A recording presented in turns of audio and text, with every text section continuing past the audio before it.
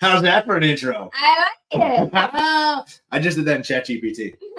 No, I'm kidding. Oh. But if we want to talk about some cool stuff with ChatGPT, we brought Mr. Michael Grigery with us today. How we doing? Great. I actually believed you. That looked like some sort of like some stuff. You had some words to it. Oh man, I love you guys. Let me just do. There we go. Can I do that? There it is. I mean, I think we should talk about the filter real quick. Yes. All right. So for anybody who's joining us or watching the replay, StreamYard gives you a what's the word? Enhance my appearance. Touch up my appearance filter, and it only works for one of the two people on there. So. And it's basically, like Michael describes it, a teenage Instagram filter. So if we cover her face, let me see. It's not working. Oh, there it goes. I've got the filter. If I turn my face, she's got the filter. All right. Enough about filters. No, I think it just honestly picks the person that needs the filter the most, JC. So always go straight to me. Yeah. All right. Yeah. So what are we going to talk about today? Let's jam. Man, I want to nerd out. We had a really good conversation down in Cancun with the collective. And, you just love ChatGPT, making custom GPTs. You talked about what you're doing for your company that just throw everything in there. So it speaks speaks Michael. Mm-hmm. And, ChatGPT is hot right now. It's kind of like Zoom. Yeah. So I'll start with that. I don't want to go too into detail because I feel like we might lose people if you go like in the weeds, but I'll kind of explain just the literal size you can make out of a GPT. So most people that know me know I coach with the Conquer program, have for 5.5 years. I love it. At least 30 people I've coached have gone to 7 figures, you being one of them, JC. So I've got to really just experience so many people, grow their business. And what I started doing at the beginning of this year was recording every single one of my coaching calls. And from February until I saw you in May, I had one document with every single coaching call that I had done throughout the entire year. And that document has 1 million words. So what we did is I use otter.ai, but there's literally 1,000 of them. So I use Otter, and when you grab the transcript, you can eliminate names. So if you've seen it before, like say Jared says this, Angela says this. So it would like transcribe what we're doing. I just eliminated that to have some anonymity with the people on my coaching calls. And I have a document. It's like 1.3 million words, but at this time, 1 million words. And that document with 1 million words was, how big do you think it was? How many megabytes, gigabytes, kilobytes was it? I'm kind of smart when it comes to this, and it's just letters. So I'm going to go with 50 megs. Good guess. Not smart. It was 2 megabytes. So the reason I'm saying this is because one document in your GPT can have 10 gigabytes. And so if 1 million words is 2 megabytes, I can literally put 500 million words in a document. And I can have 10 of those. So I can have 500 million times 10 words in documents that a GPT can then recall in pretty much real time. So think about every word you've ever said, anybody in your team has ever said, anybody that you has ever said, every book you've ever read, everything can be put into one document, and you can literally recall that information in real time. Now, I don't think there's a reason for that much information in a GPT because you want it to be kind of siloed. But the point is that you can basically make your own voice inside of a GPT so people can start answering your questions. Insanely powerful. So for somebody who doesn't have such a history of calls and things like that, how can they start small to start programming that voice? Oh, really good question. Really good question. So you can use ChatGPT to make new GPTs. And so one of the things I had a lot of my conquerors do in the last couple of weeks is if you don't know how to use ChatGPT, just say, hey, I run a Christmas light business. What do you think the 10 most common questions or 50 most common questions that customers are asking me about Christmas lights? And it will literally give you the 50 most common questions. Then you can either A, say, great, these are awesome, answer those questions for me. And then you take the questions and the answers, and then you put them into a custom GPT so that anytime somebody asks one of those 50 questions, it will automatically give you that exact answer given. Or if you have the time to answer them yourself, you can also answer them yourself. Super hack that I like to use for answering questions is with the new 4.0 GPT, it's got the voice. So it will transcribe everything that you're saying, and you can actually have a conversation in real time with a AI. So if you get the questions, ask me the question. Here's the question to say, okay, here's the answer to that question, whatever, and say, can you take that question and rephrase it, get rid of the ums, get rid of the filler words, and just make it make more sense? Absolutely, I can do that. Here's your answer. And it will give you the answers. And then you can make an incredibly well-organized, basically unlimited FAQ for your customers, your technicians, anybody you want. Instant, just like that. Yeah. One more thing, if you have kids, but you guys have kids, maybe some people listening have kids. I don't know if this is good or not. So maybe there's some people in the comments want to tell me I'm a terrible parent, but I made a GPT called Bot Buddy with 4.0. And I trained it to speak to my 4-year-old son and tell him all the things that he likes. And basically said, he's 4. Talk to him as a 4-year-old would. And Thomas, my son, will say, hey, can I talk to Bot Buddy? Went to dinner the other night. My wife and I had an amazing dinner. Thomas is literally talking back and forth to this AI. He knows everything about octopuses, like octopi or whatever. He like that, the ink sacs, asking about dinosaurs, drawing pictures and telling stories about pictures. Like it is the most entertaining app I've ever seen for a 4-year-old, and he's learning things while he's doing it. That's wild. I have the Meta glasses that I like to film with. Oh yeah, and I just turned the Meta AI on it, and I said I took a picture of Angela, and I said, "It says, hey Meta, what do you see?" Snap the picture. He says, "I see a woman in a car smiling." It was just so crazy. On a smartphone. No, I was just through my glasses. Oh, I thought it said I was on a smartphone. Oh yeah. I'm sorry, you did. Yes. You're right about that. Wow. It didn't say a beautiful woman or smart intelligent. Got to tag more words in Meta for that. But the point is, it's changing so fast. And this is one of the things I said in Cancun is that this is an opinion, like hot take opinion. Feel like I should be that meme, the guy sitting at the desk with the thing on the front. But if you're spending a lot of time, money, and resources investing into AI, that large language models are going to be able to do in the next 12 months, you're wasting your money. People that are doing like chatbots or whatever. I mean, those are going to be ubiquitous. Everybody's going to have those. So if you're investing a significant amount of money, investing in something that is going to be replaced by a large language model like ChatGPT or Gemini, Claude, whatever, just stop and figure out how to add more value to your community, your employees, your customers, and taking advantage of the modern trends in AI. So give me an example. What do you think's like first? So, the interview thing. Yeah. So, in less than 10 minutes, now I would not make this thing like ready for market, but I trained one to do interviews for my company. These are our core values. And these are the questions that I want you to ask about the core values. I want you to let the person, the interviewee, know that they are being interviewed by an AI. And I want them to ask how they feel about being interviewed by AI.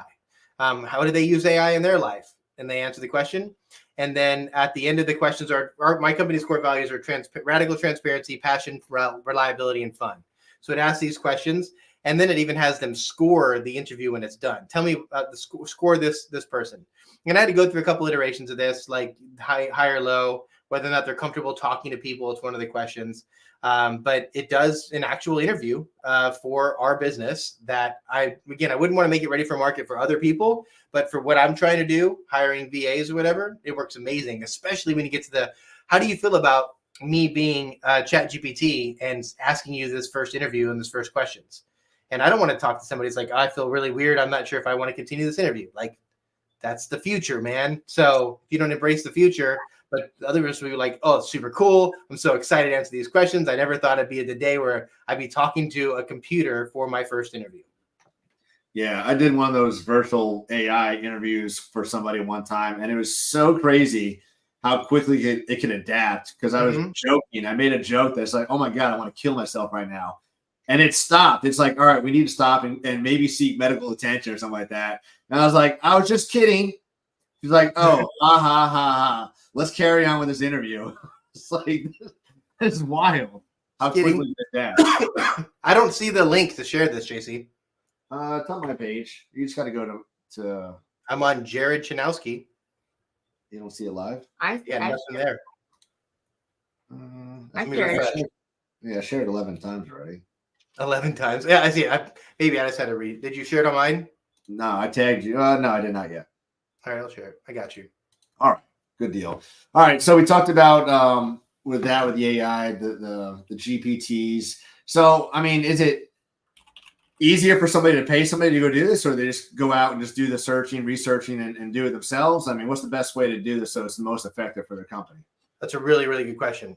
This is not a shameless plug for Angela's company, but I would recommend hiring somebody that is either good at research and writing, or that knows basics of AI, or somebody that is interested in it. I don't think this is a VA that would take very long to do. So go to Unique Genius and say, hey, I want to find somebody who's good at research and writing, good at AI, ChatGPT, or somebody just good at data entry, and task them with the skill of just watching YouTube videos and just learning. Because it's really, new things are scary for some people. And I don't think your audience, my audience, is like scared of new things. But there is like a knowledge gap of a couple of hours that if you're not into this at all, you're going to be really scared of it for a couple of hours. But once you kind of get the hang of it and you start to practice it and actually use it, it gets a lot easier. So I'd start by either watching a couple of YouTube videos, finding some people that I enjoy to follow, or maybe even hiring a VA. When ChatGPT first came out, or at least the version I knew about, probably January, February of last year, man, it's changed so much in that time. Yeah. I literally hired somebody from the Philippines, paid him $1,000 a month full time, and their job was to just do as much research as they possibly could, practice things, and then come back to me with the results. And so they were writing emails and blogs and watching videos and like teaching me things about it. And of course, like whatever applied to January of last year is pretty much irrelevant today, but it's kind of helped me stay ahead of the curve, or at least in the front end of this technology as it's continued to advance. Exactly. Do you see now, because of the advance in GPT, and now we're 4.0, I think they're working on 5 now, which I heard is like exponential with 4.0. Yep. Like, I don't think we've ever seen such a change in technology, or like how we can adapt to this in previous years. And it's only going to get faster and faster and faster. Mm-hmm. So like, with that being said, like you talked about things we should like maybe not focus our money and energy on, like where else should we be looking at, like, for the future of AI? Yeah, so stacking value. How much value can you add to your culture, to your community, to your clients, customers, whatever, is just using this technology to add more value. I mean, you can use it for, for the agency, is just creating a tremendous amount more content, right? You can make content so much faster than you could before. You can do things that took a day and that now take an hour. Internally in your team, standard operating procedures, follow-up emails. Just think about what the gap is and whether or not AI can fill that gap. And for example, like a operations handbook or standard operating procedures for sales, you can give that to your sales team today. And sure, GPT-5 might make a little bit better content in 3-4 months, a year down the road, but at least you've got the framework for it. You've got the foundation. It's something in the future can enhance or improve that foundation. But for right now, just using the technology and things that would have taken 10 hours before to take 1 hour now. You're literally shrinking 10x time. Yeah, and I think one thing I love about this is when we're onboarding new clients for Unique Genius and they say, well, I don't have SOPs. Well, the cool thing is while you're doing your Zooms and Looms, you're able to upload it, and then ChatGPT will help build it out for you in the process. So you don't have to go and think about it, try and perfect it, build it out, delay the time. Like you could do it while you're doing the training with your new hire. 100%. What you talked about, in the beginning, the bots that you have trained, the GPTs that you trained, getting not a plug for virtual assistants too, but like if you have somebody, like you have trainings on that, we're happy to have trainings on that. Like getting somebody to train a bot or train your GPT is so worth the time. And because then it not only does the thing, but it works so much better. And that's one thing, like we talked about in the beginning, but I don't think you can stress the value of that. Like investing somebody that you have on your team, getting a VA to, if you don't know how to do it, will help you. But when you train it to have your voice, then you have all the expertise, like the generic expertise that's out there, but it sounds like you. And you asked, if you didn't have, you gave great tools to just use what's out there and it give you the information, and you can load you talking into it. We did a training at Home Service Workshop, and people that didn't have content like us, coaching calls or podcasts they were on or stuff like that, were just like, have your friends interview you. Go have 3 friends interview you about your business and transcribe it. This was before the new voice one, 4.0, but just transcribe it on Otter when you're doing it and load that. And that's even enough for it to sound like you. Use your words. And it's just crazy to me how it spits out. It's 100%. you. Yep. And one thing that's a great tactic that you deployed there, Angela, is that just do 3 interviews. And the point is just get something done, get something live. Don't try to make this GPT that you're going to sell for $1 million. No. Literally just do something, get anything there, put a 1-word document in one GPT, tell it what to do, and just kind of get the hang of how it works, because then you're going to just get more and more ideas that are going to, either add on to the idea that you had, which is really, really easy to do, or something brand new. But just get something done, get anything done, and you'll realize how easy it is and how effective it is. And once you get one thing done, it's going to become addictive, maybe. I'm not sure if that's the right word to use, but. So yeah. I remember last year, everybody's freaking out like, oh my God, if you use ChatGPT to write content on your website, all that stuff, you're going to get flagged. Like, you're done. Like, just don't do it. Is that still the case now? Or has Google and everybody else said, all right, well. That's a really good question. Yeah, so a couple of weeks ago, there was a huge breach. And did you read about this or hear about this? And you did. Look how excited. Yeah, there's like this crazy breach in Google's like secrets of how they rank in SEO. And there's a gentleman that I follow named Rand Fishkin, R-A-N-D. And he did a bunch of content about it. But essentially what he found is, honestly, there wasn't much that people didn't know or at least speculate about or had like empirical data to support a theory.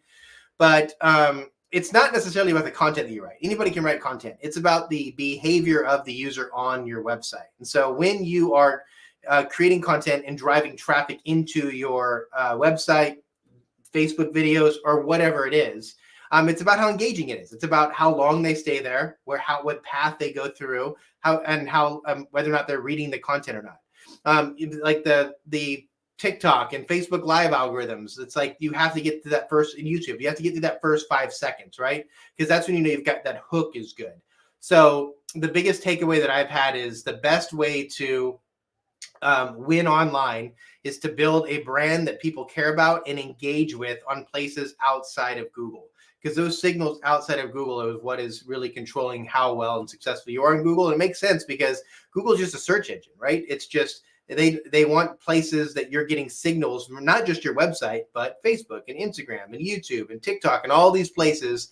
The more engagement you get, the more people that are talking about you, chatting about you, communicating about you, the better you're going to do. So pro tip, since you've been doing such an amazing job at Facebook, JC, is link as much stuff of that as you possibly can to Unique Genius or whatever it could be. Because that's going to be very powerful. Well, that leads us into SEO. Okay, let's go. I want to know more about the Google secrets. Okay, so I'll preface this by saying, like, I would not consider myself an SEO. I read about it, I study it because I own an agency and it is important. But over the last 5 years in particular, if you've been in business long enough, you've just seen how Google has just emphasized, at least the home services space, SEO less and less and less. And getting in and working with as many clients as we have, hundreds, one of our core values in unique value propositions is total ownership. Because we are not in SEO, people work with like dozens and dozens of companies. And the beautiful part of that is they can work with a company and we're not stepping on any toes, amazing relationships, but we get to literally see the fruits of their labor. We get to analyze it, the behavior and the traffic. And it's amazing for longer tail keywords and getting traffic to your website. But in most cases, I'm not going to say all, but in most cases, it's not good content. It's not good traffic, not good content. And so you end up ranking for keywords that people don't really care about. And when that happens is you get to show, or the SEO company like beats their chest and say, look at all these amazing rankings you're getting. But rankings is step one. If you don't rank, nobody's going to find you. But number two is if nobody clicks on you, then who cares if you rank well, right? Number three is if your website doesn't convert after they click on you, it really matters less because now you paid all that money to have a wasted click. And number four is if you don't sell the job, and none of it matters. And what SEO companies typically do is they say, look at how well you're ranking, and they stop. It's like, we're done at that. And they don't actually attribute how the behavior of the website is turning from clicks into calls. And if you think about those money keywords that everybody wants to rank for, it's always being competing against the person that's been in business for 20 years that has been spending $10,000 a month on SEO forever, or Angie's List or Yelp or Thumbtack or whatever else. And it's just really, really hard to rank for those 5 best keywords because Yelp already knows what they are and you're never going to beat Yelp. And so it gets a little bit more challenging to compete on the keywords that are going to generate the most revenue for you because Google is emphasizing that less and less as far as their priority demands. That's one. Number two is you can showcase your business in so many different places besides just on the organic section. And so if you are doing your Google business profile correctly and you're optimizing that and you're doing local service ads and Google ads and you're on Angie Leads, Home Advisor, whatever, Yelp, not saying you should be, I'm not blanket statementing this, but it just raises your likelihood of getting that lead and that call. And then finally, most important of all, is going back to what Rand Fishkin said and my experience in Conquer. And that is, we work with, I don't even know like how many coaches we work with, 6, 7 Conquer coaches. And knock on wood, a Conquer coach has never left our service. And honestly, it's not because of, maybe because of us, but it's because of their brand. Their brand is so strong. It's like fishing in a stock pond. It's really, really easy to work with a brand when you are the 800-pound gorilla in the room. It just makes it so much easier. JC, we've talked about this. And when I started working with a client in Wilmington, I was like, look, you're probably not going to be able to beat JC. He's been doing this for 5 years. He's everywhere. He's got the most powerful brand, biggest megaphone. So we're probably going to be playing for second place here. And he's like, that's fine with me. So the point is, you get a badass brand. It's going to be really, really hard to dethrone that. Like that. I would put that up somewhere. You have a badass brand. It's hard to dethrone it. All right. So this is kind of like maybe off topic, but today, the way social media is and, TikTok and all these trends and videos and people just ranking on that, YouTube, like with the way that's going, where do you see an emphasis for companies in the next 2-3 years? Should they be focusing on social media, building that out, TikTok and all that, focusing on the local SEO or, Google ads? You got 3 options right there, but what's going to be the easiest one to capture the most audience? Yeah, so I think it's 2 things. One, I just recorded 2 videos about this. There's 2 sides of the equations. One is creating demand and the other is capturing demand. And so it costs a lot less money to capture demand than it does to create demand. So capturing demand is when somebody's literally looking for you, right? You're there seeking out a service and you just happen to be there, ads, organic business, local business, whatever it could be. The other one is creating demand. And that's where you mentioned your social media. And so very few people, I would imagine, are logging into Facebook, mindlessly scrolling through a timeline and like praying they find a painter. Like, man, I need my house painted. Let's go through and find a house paint. That's not what happens, right? But it's that interruption. I watched your video the other day and you had like your beautiful hairpiece on, right? The interruption.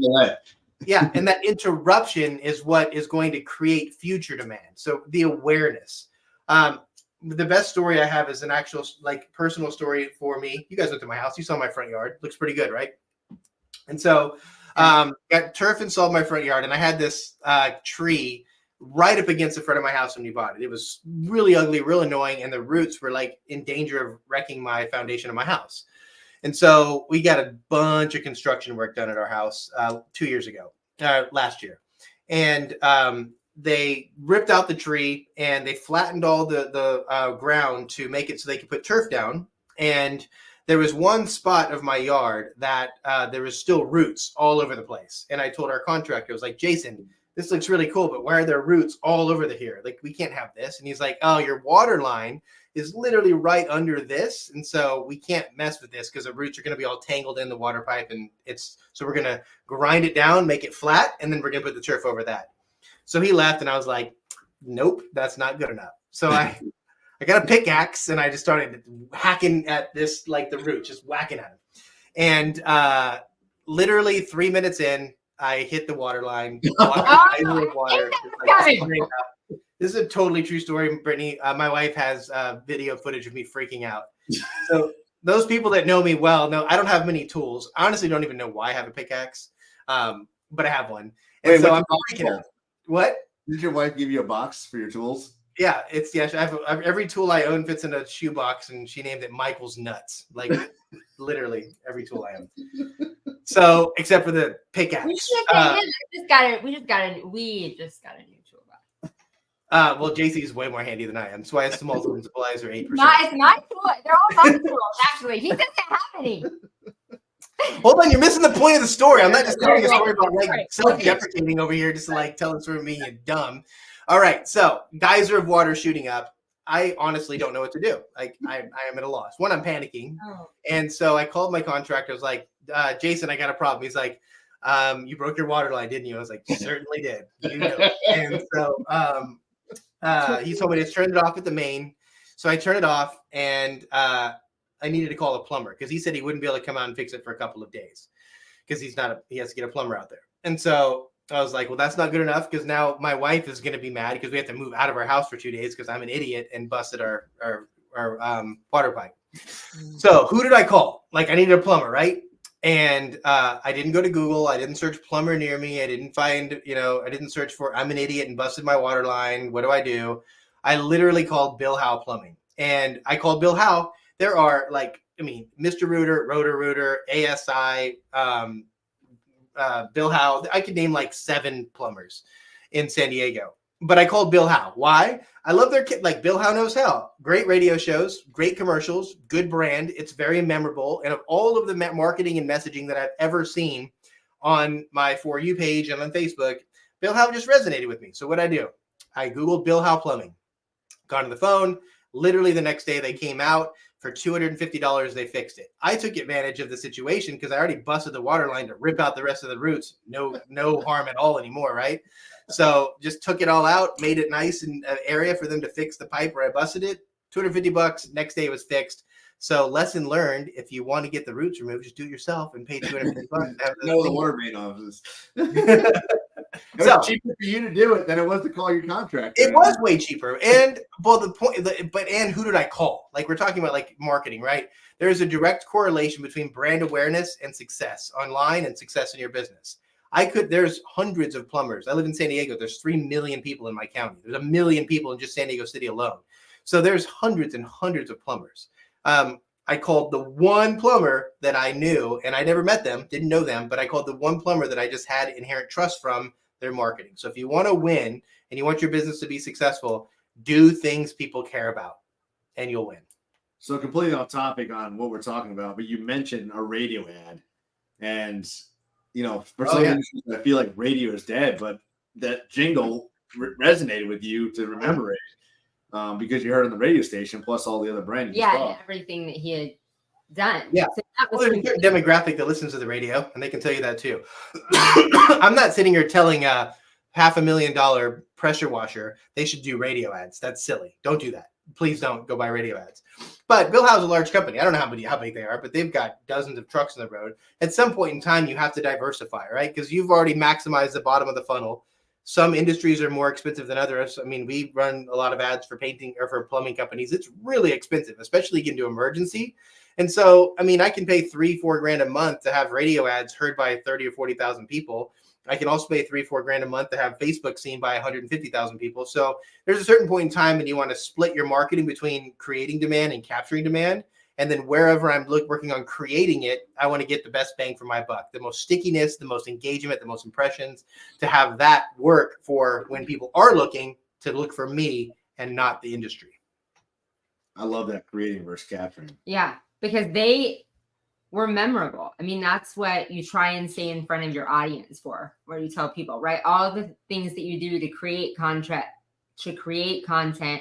to get in front of people over and over in multiple ways. It's so that when you have an emergency, they might not be your client now, but when you have something, when you need to refer somebody, when somebody asks, hey, do you know a plumber? Or when you need a plumber, when you need something, you've stayed in front of someone so many times that that name comes to mind. Yep. And full circle, going back to ChatGPT, every industry has things, topics, subtopics, industry or sub-industries that your customers care about. I don't know this to be true, but I would 99% guarantee it's true. Go to ChatGPT and say, hey, I run a painting business. Can you give me like 15 marketing ideas and really simple videos or photos or something I can do that would be able to capture an audience or create engagement on my social media page? And it's just going to give you ideas. Of the 15, 4 might be good, 9 might be good, who knows, but at least you're going to get the process started to get those ideas. Also, don't put a lot of like time and effort and spend a bunch of money on these things. The most engaging content right now is somebody sitting in their car and just talking about things. Yeah. So just make it real, authentic, fast, get to the point super quickly, and you're going to win. So I want to go back to one thing, because this is one of the things that you do very well. But all of the marketing leads back to your website, which you talked about how long people stay on your website, how well that is, like regardless of how they got there, if it was a Google click from an ad, if it was from keywords, if it was, like, how are they going to get there? From social media, from seeing you on Facebook? Ultimately, they're going to your website to either maybe submit a form, find out more information, find out your number and call you, dive in a little bit more. So talk about that a little bit. Like regardless of where the stickiness came, that's the next step. And if you don't have that right, then you lost them there. Yeah. So, I mean, they don't necessarily have to go to your website. You can have landing pages, like High Level makes landing pages. There's a ton of places that can be something that basically looks like it's on your page, but it's completely isolated, has its own phone number, its own analytics all by itself. Those are really cool. There's also like shops too. Like you can actually like have a shop if you sold a physical product somewhere. So it doesn't always have to go back to your website, but remarketing is probably, I think, what you're talking about. And so you want to set up remarketing with whatever your buy cycle is. And if you have a longer buy cycle, you want to have more touch points for a longer period of time than a short buy cycle. 2 great examples, JC knows well: pressure washing, landscape lighting. The buy cycle for landscape lighting is long.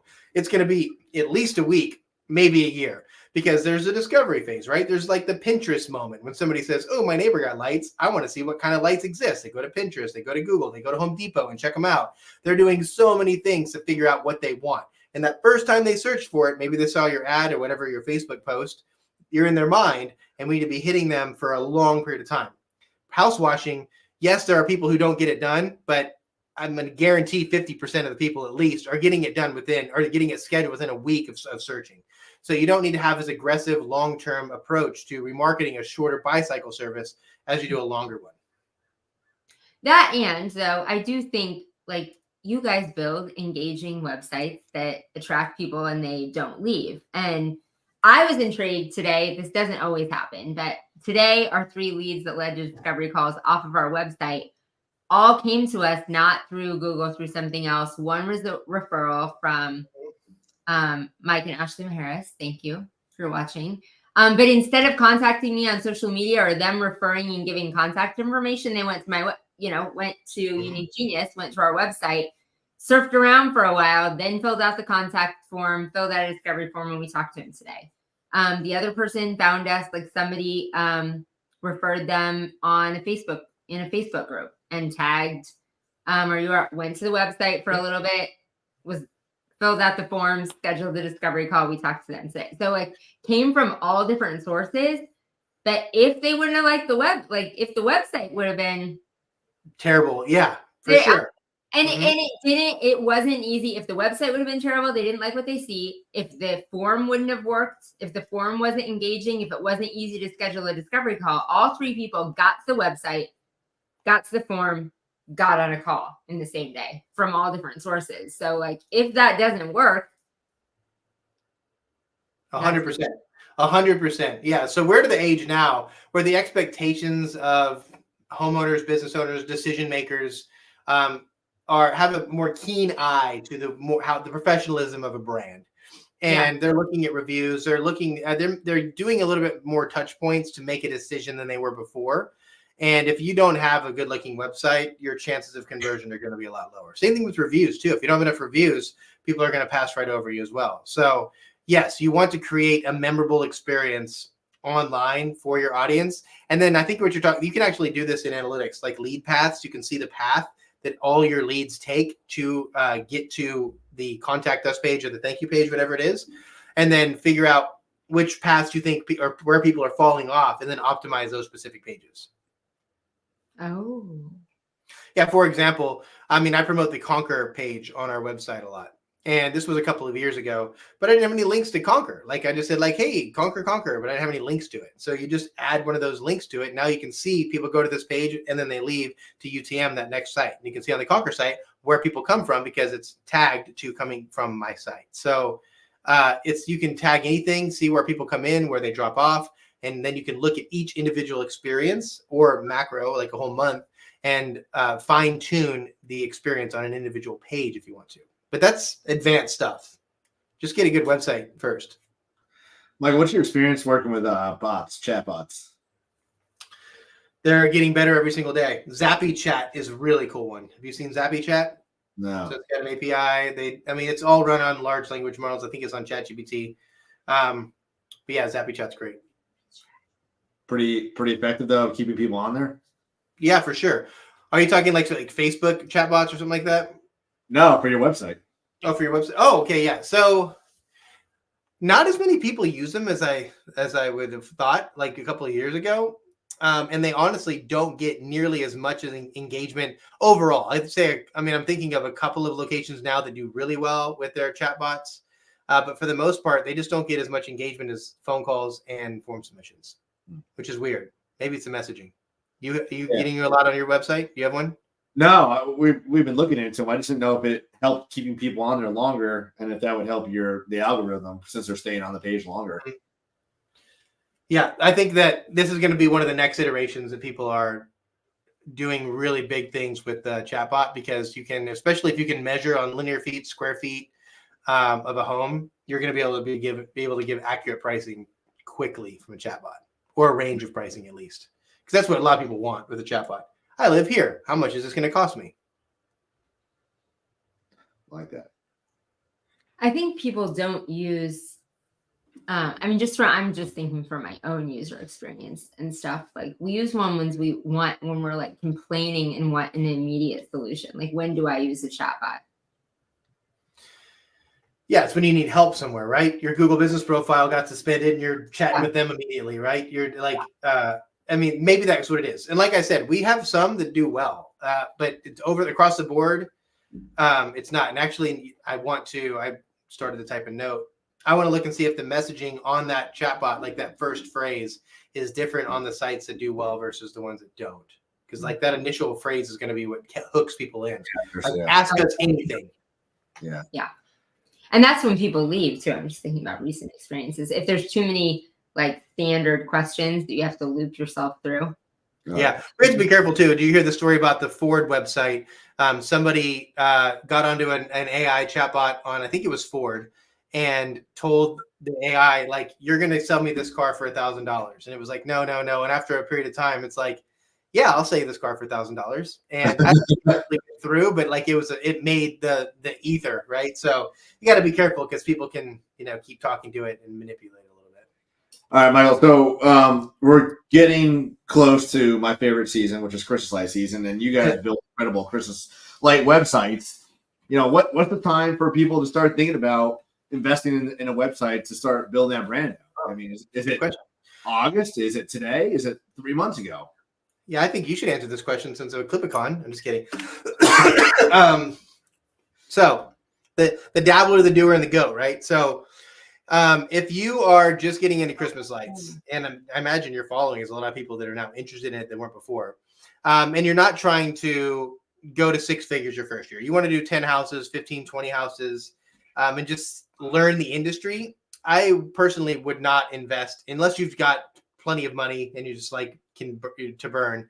I would not invest in a website in a brand in my first year. You want to just see if you like it, buy the lights, do the installation, go through the process, because that first year, JC, I'm not sure how often you talk about it.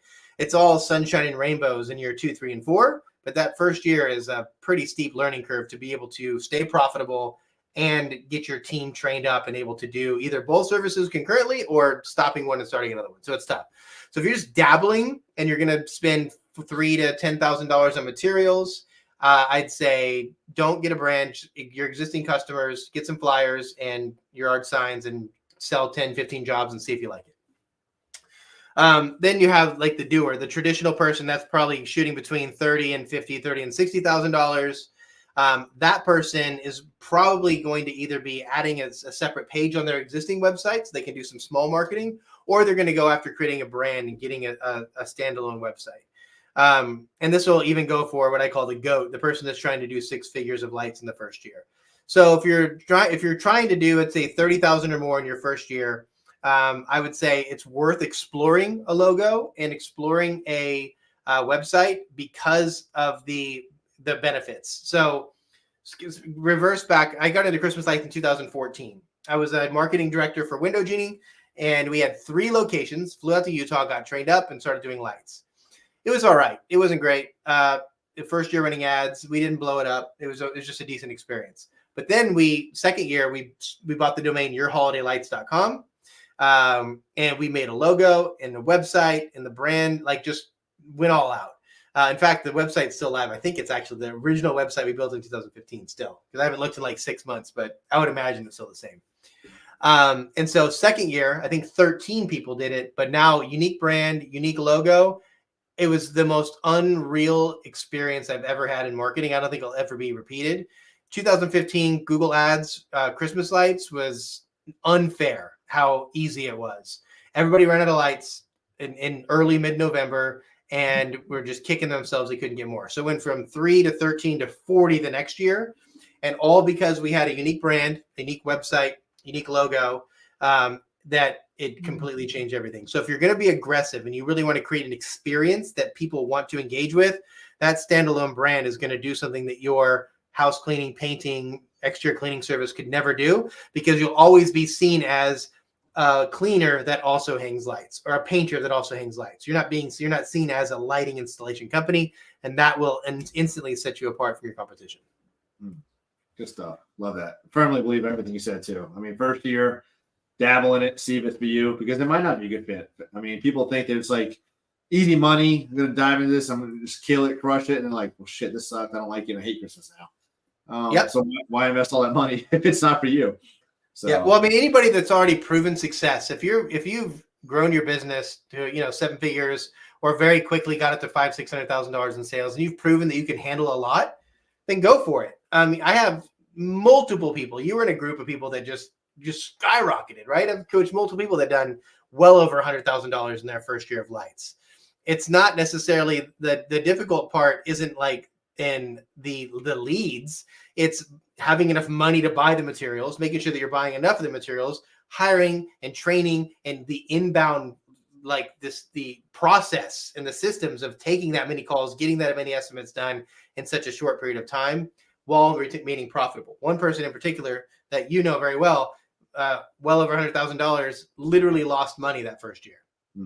Killing it now. Totally killing it. But that first year was not fun.